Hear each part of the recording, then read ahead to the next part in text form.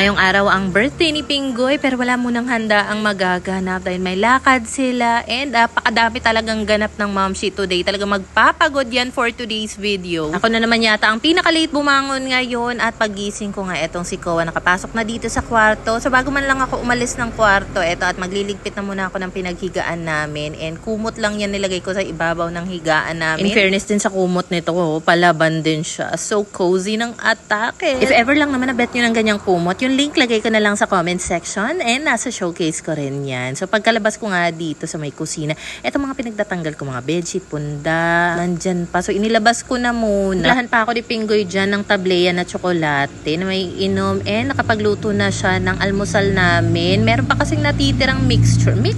Yung dulong, so gumawa ulit siya ng nuggets kasi gustong gusto rin talaga ng mga anak ko yan.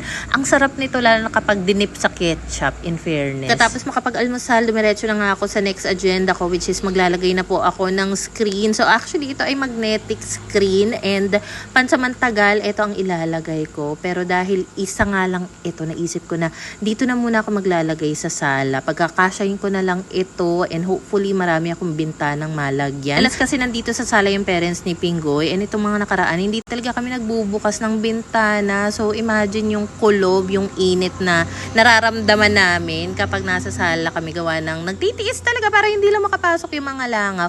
So ayun na nga at nagkakabit na ako ng magnet and eto kasi maganda talaga siya, in fairness. Masasabi ko naman ng pang matagalan mo rin to magagamit basta iingatan mo lang. Medyo pricey lang siya and kung isa lang naman na bintana ang lalagyan mo, caring-carry na talaga. Pero dito kasi sa loob ng bahay nasa 11 lahat ng bintana, so medyo magastos. Anyway, nakapag-ready na nga pala sila. Uuwi muna sila ng Laguna dahil may schedule din kasi yung mommy ni Pinggoy para tanggalin yung tahi sa mata niya. So, umuwi muna sila. Nag-book lang si Pinggoy ng Lalamove kaya wala mo na magaganap na handaan sa birthday ni Pinggoy today. I-delay na lang muna. So, pagkaalis nga nila, nag-asikaso na rin ako dito ng labahin. Ngayon yung isa sa mga araw na talagang sipag-sipagan ako, especially dahil kakaunti kami sa bahay. So, makakakilos talaga ako, lalo na sa paglilinis sa sala. At the same time, gusto ko rin na marami akong malabhan ngayong araw dahil nauumay na nga rin talaga ako sa gabundo kong labahin na hindi matapos-tapos talaga. So, naglagay muna ako pansamantagal na mga umbrella dito para lang hindi matirikan or masikatan ng araw ng directly itong aming washing machine. And wala po kaming kapitbahay na marites dito. Ang meron lang, ayan, mga baka. Minsan nandyan mismo sa bakod namin yan, ngumunguya-nguya ng mga dahon. Marami-rami akong lalabhan ngayon dahil maliban doon nga sa mga bedsheet, punda, kumot, yung mga naipong damit namin. Mukha lang madali itong ginagawa ko. Pero nakakahingal na rin siya kasi bawat kibot nga, parang ilang lakad agad pupunta ka sa washing machine, ilang kalakad na agad. Then ito naman si Koa, biglang she wants to help daw. Very good! Good job! Ito pa. Nakangiti pa siya, oh. Use the baby hanger, Pwede na ito mag-asawa.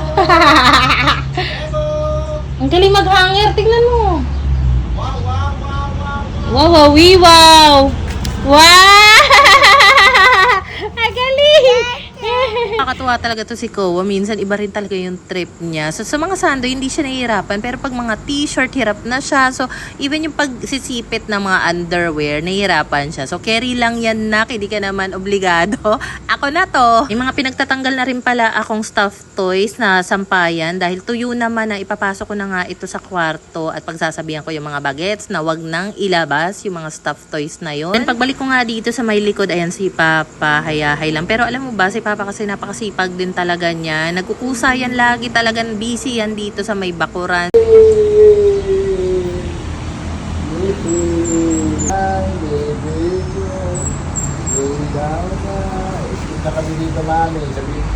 Habang ongoing pa yung naisalang ko sa washing machine, dito naman ako dumako sa sala dahil parang naaalibadbaran na nga ako sa itsura niya. Hopefully, may mabago naman dito. So, gawan natin ang paraan yan. And itong carpet, ililigpit ko na. Hindi ko na siya muna gagamitin. So, balak ko nga talagang gamitan yan ng wet and dry cleaner na vacuum ko. Pero siguro next time na lang kapag marami na akong time. So, nirolyo ko na muna siya. And sinukat ko nga itong papag. Kasi ang bala ko, ilipat siya ng pwesto. And pasensya na nga pala kung bakit daw nagmumukhang kwarto na daw yung sala.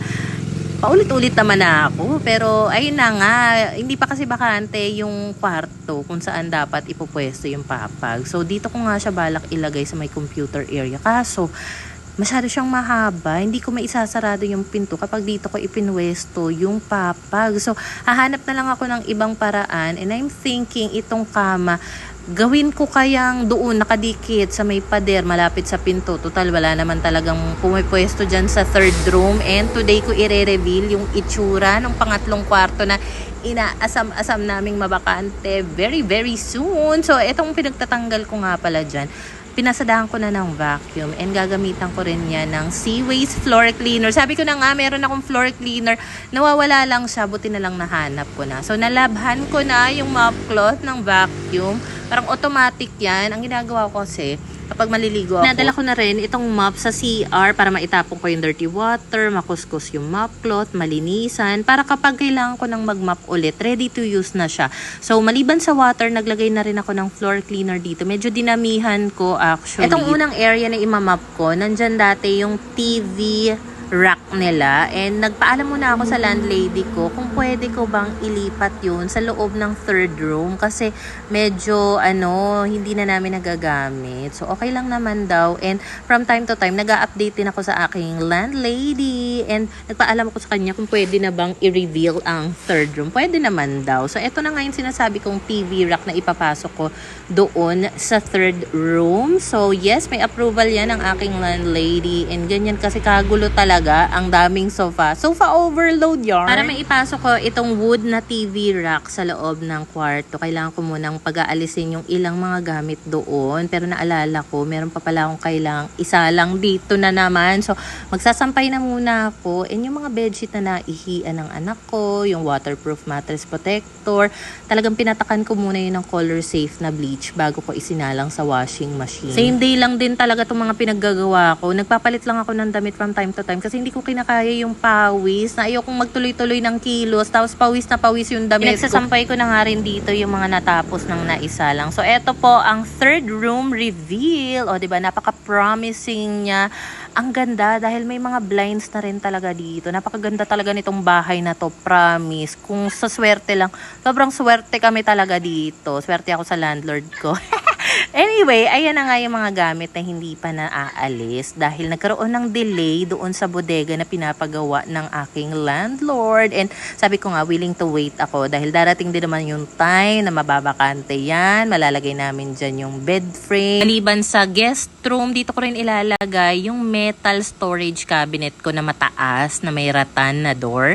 Dito ko siya ilalagay. Kaya pagpasensyahan nyo na kung saan-saan ko lang ipinapwesto muna yung mahaba or mataas kong metal storage cabinet dahil abangers din talaga ako kung kailan magiging bakante yan. So ito nga yung naisip ko, why not ganito na lang yung pwesto muna nitong kama. Pagkatapos kasing matanggal yung tahi nga dun sa mata ng mami ni Pinggoy, babalik din sila dito. So kailangan talaga meron silang komportableng mahihigaan dyan, and kailangan malapit sa TV dahil TV is life po sila. Ito na nga tayo sa exciting part. Ilang araw na nga itong dumating at finally ito, at marireveal na nga natin kung ano ba itong dumating sa atin from Dreamy. Grabe ka. Ito yung dream sofa ko. Matagal na. Pero kasi hindi ako mabigyan ng opportunity magkaroon nito noon. Iniisip ko, kung nandun kami sa dating apartment, saan ko naman siya ilalagay?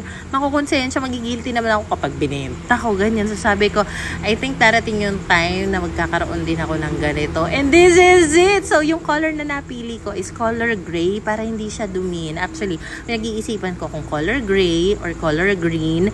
Pero I think ang pinaka-goods talaga is yung gray for now. Anyway, pwede mo naman yan lagyan ng sofa cover kung ayaw mo siyang madumihan or gusto mo maiba yung kulay. So, ayan na nga, o diba? Kanina sobrang nipis lang niya, pero after ko nga magupit yung plastic nito, ayan, sobrang laki niya na talaga. Grabe. Alam mo, napapanood ko lang to madalas sa iba't ibang content creator, mommy vlogger, and ngayon na nasa harap ko na siya, hindi rin talaga ako makapaniwala na totoo ba to, Dreamy? Iba ka talaga. So, pinatayo ko na nga muna yung sofa dahil napakabigat po talaga niya. Ang bigat niya talaga. So, mahirap din tanggalin yung plastic. And gusto ko kasing magamit pa itong plastic na to. Dahil, alam mo yung mga ganitong plastic na pinangko-cover sa mga kutsyon.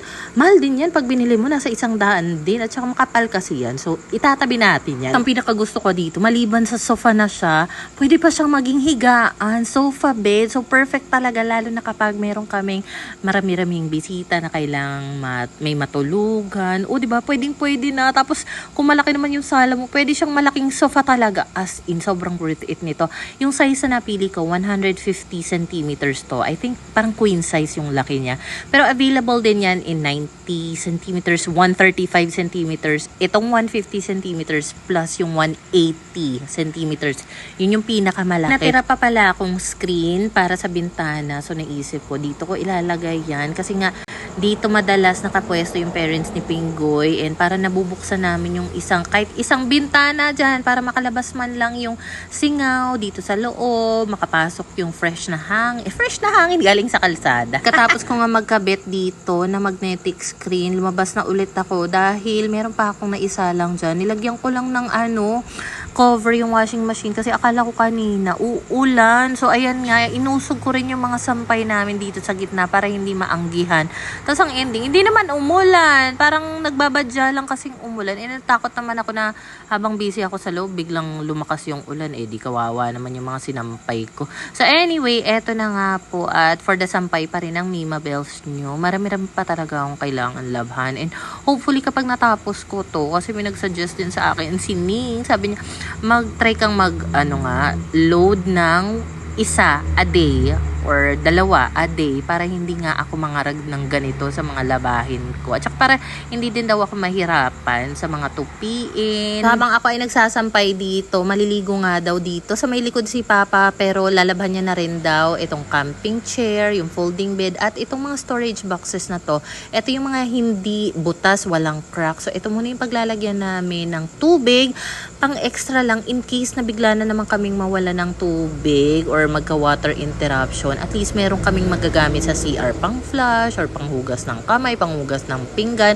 So, I'm not sure guys, kapag naglagay kami ng tubig doon sa storage box, gaano kadalas namin dapat siya palitan? Like every few days ba? Or at least 1 week ba? Let me know naman. Kasing folding bed, nandito yan sa may court nakapwesto dahil kapag hapon, dyan tumatambay si Papa, nakahiga bang may ka-video call. Ay, taray. So, eto nga pala yung niluto ni Pinggoy bago siya umalis kanina. Nagluto siya ng adobong monarch.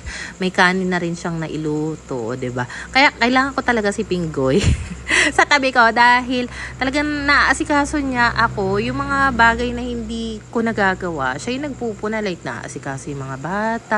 Kaya malaking bagay rin talaga na nandyan siya sa tabi ko. Ngani! Alam mo, ang dami ko nang pinagagawa. Nakaramdam na rin talaga ako ng gutom. Kaya naman kakain na tayo. So yung mga bata naman, napakain na sila ni Papa kanina, pinaghimay ng manok.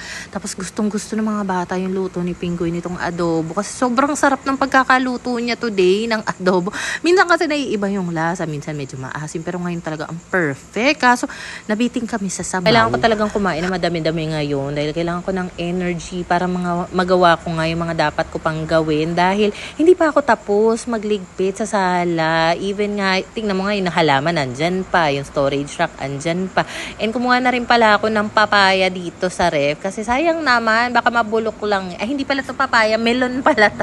Multitasking malala talaga ang gagawin ng mamsi nyo dahil maliban sa paglalaba, andito ako, paikot-ikot dito sa sala at hindi na natapos talaga yung mga pinaggagawa ko. Pero I think magandang idea na tinanggal ko yung carpet kasi parang nalilimitahan niya yung basta yun. Maganda naman kasi talaga yung carpet na yun and yung sala set ng landlady ko, lalo na nung bago kami lumipat dito. dito. Ang ganda talaga. It's just that, syempre may mga gamit din ako ditong iba. So, may iba talaga yung aura niya. May iba yung vibes niya. And, di ba nga, sinabi ko na nag-update ako sa landlord ko from time to time habang naglilinis ako dito. Kasi siya rin naglilinis sa mga oras na yan sa bahay niya.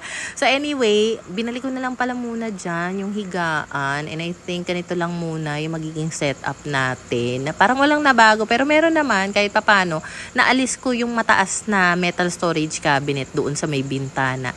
Inilipat ko muna siya doon sa may kusina namin. Itong malaking TV na ito sa sala, sa landlord ko yan, tinatry ko nga tanggalin. Hindi ko talaga matanggal kasi parang mahirap siya. Hindi siya yung putyo-putyo na TV rack, alam mo yon, or TV mount rack kinemberlu. So, ito nga pala yung pinakabago naming electric fan. Simulan na dumating yung parents ni Pinggoy.